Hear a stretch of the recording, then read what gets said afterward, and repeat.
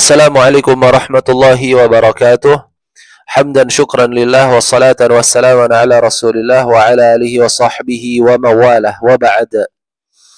Alhamdulillah, segala puji hanya milik Allah subhanahu wa ta'ala, Rabb semesta alam.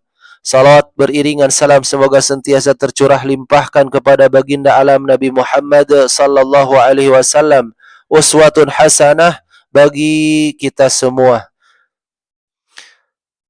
Sahabatku yang dirahmati oleh Allah Subhanahu wa taala, pada kesempatan yang singkat ini marilah kita sama-sama membaca sebuah risalah yang berjudul Aqabah, Ishruna Aqabah fi Tariqil Muslim alladhi yajibu al-hadharu minha. 20 rintangan di jalan muslim yang wajib untuk dihindarinya. Kita sudah sampai kepada poin ketiga, aqabatun nifaqi, rintangan kemunafikan. Qala al-muallifu rahimahullah, an-nifaqu huwa ad-da'ul 'udhal al-batin alladhi yakunu ar-rajulu mumtali'an minhu wa huwa la yash'uru bihi. Berkata muallif, nifaq adalah penyakit berbahaya yang tersembunyi. Seseorang bisa dipenuhi oleh kemunafikan tanpa ia menyadarinya. Anwa'un nifaqi, an-nifaqu naw'ani, nifaqun akbaru wa nifaqun asgharu. Nifaq ada dua macam. Yang pertama nifaq besar, dan yang kedua adalah nifaq asghar, nifaq kecil. An-nifaqul akbaru yukhriju bihil abdu minal islami wa yujibu lahul khuluda fin nari fi darkihal asfali. Kama qala ta'ala, innal munafiqina fi darkil asfali minan nari walan tajida lahum nasira. Nifaq besar yaitu nifaq yang mengeluarkan seseorang dari Islam dan mewajibkan baginya untuk kekal di dalam neraka pada tingkatan yang paling besar, yang paling dasar, yaitu asfalas safilin.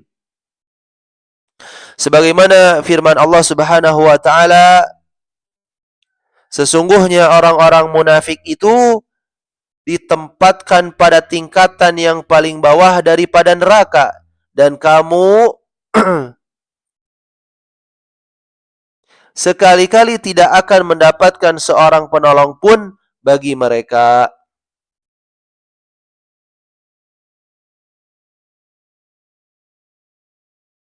Wa hadha an-naw'u la yaghfiruhu Allah 'azza wa jalla illa bit-taubati minhu.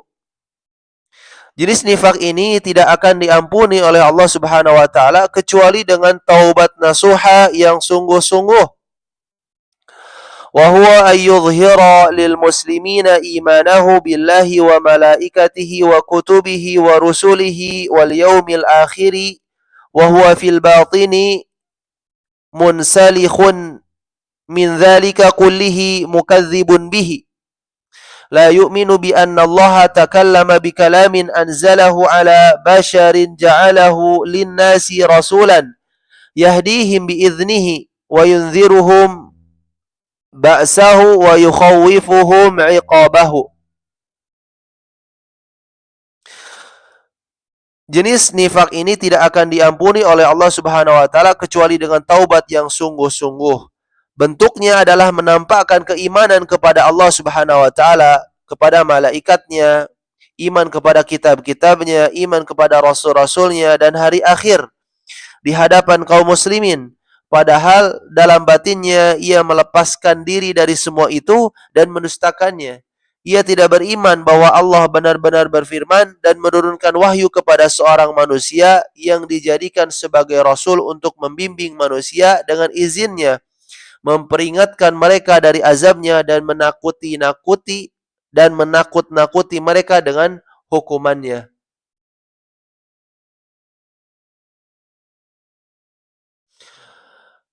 Alamatun nifaqil akbari,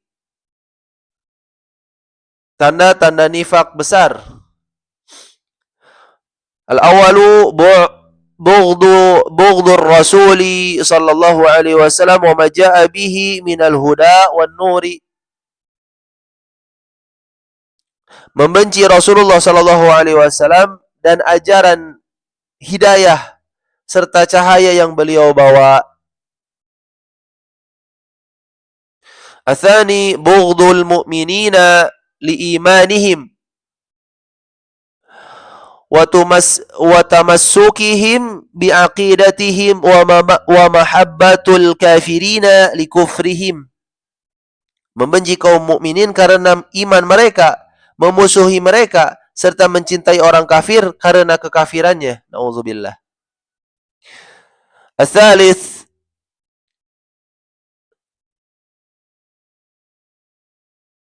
at-tahakumu ila at-taghuti wa tarku at-tahakumi ila Allah wa rasulih.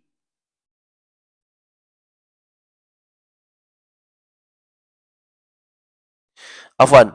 Ats-tsalits adamul imani bil Qur'ani aw bi ba'dhi ma jaa'a fihi. Tidak beriman kepada Al-Qur'an atau mengingkari sebagian dari isinya. Ar-rabi at-tahakkumu ila at-taghuti wa tarku tahakumi ila Allah wa rasulih.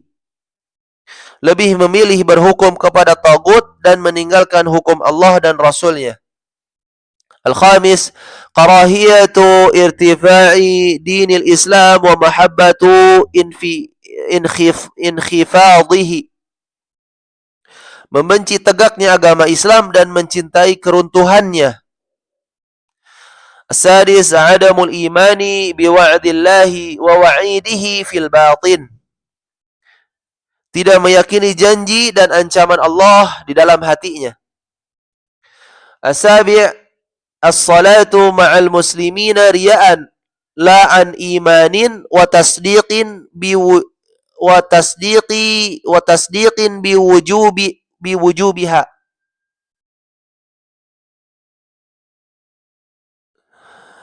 Melaksanakan sholat bersama kaum muslimin hanya karena riya, bukan karena iman dan keyakinan atas kewajibannya. As-samin, i'tiqadu kadhibi ar-rasuli sallallahu alaihi wasallam fi ba'dhi ma akhbara anhu. Meyakini bahwa Rasulullah sallallahu alaihi wasallam berdusta dalam sebagian perkara yang beliau sampaikan.